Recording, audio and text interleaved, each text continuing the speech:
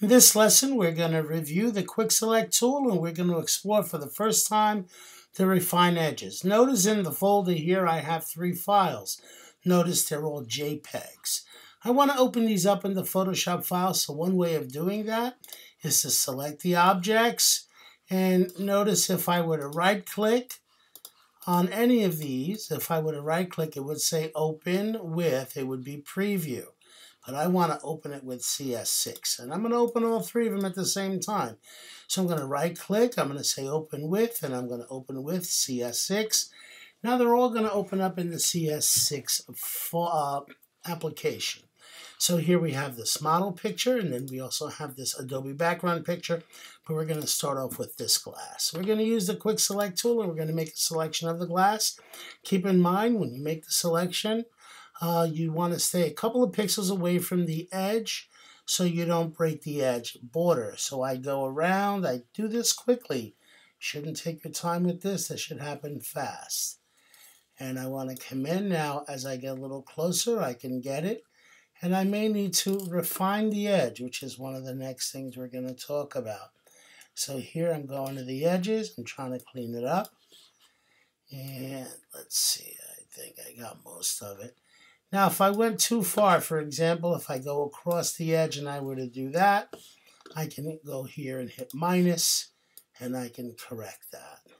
Again, same idea. And it tends to work better when it's correcting. So look along your edge, and it doesn't hurt you to zoom in any. I like to zoom in and out so I can see. Here I can go back to plus and add that little bit here. I like the fact that if I hit the shift key, it stays on plus, option at minuses. So I'm going to look around the edge. It looks pretty good. Nope, see, not perfect. Let's add this here. And my option key, subtract that there.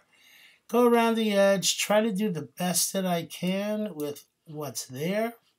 Let's see if I can grab this. That's kind of close. This is kind of close too. And now what I'm going to do is I'm going to go over, I'm going to hit Command 0 so I can see the whole image.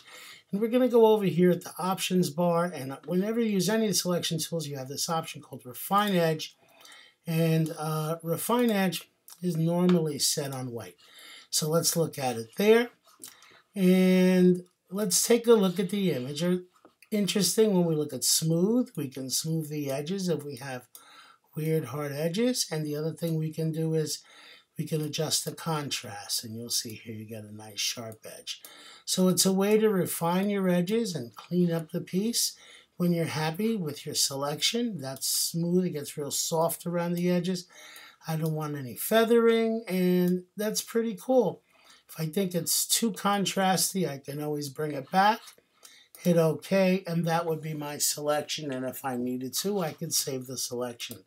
File, and I would say Save Selection, and I might name it Glass, like that.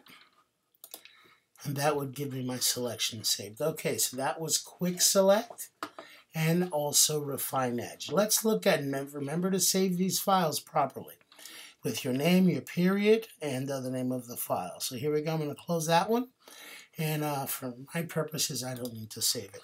Now let's explore the next one, which is this model.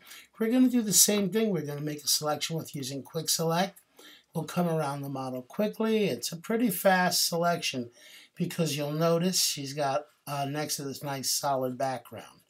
So here I'm going through, and again, sometimes you just got to zoom in. For example, here for this gray button, I really need to zoom in. And these little areas. So we'll zoom in. And that's a pretty good solo. Did I miss something here? Yes, I did.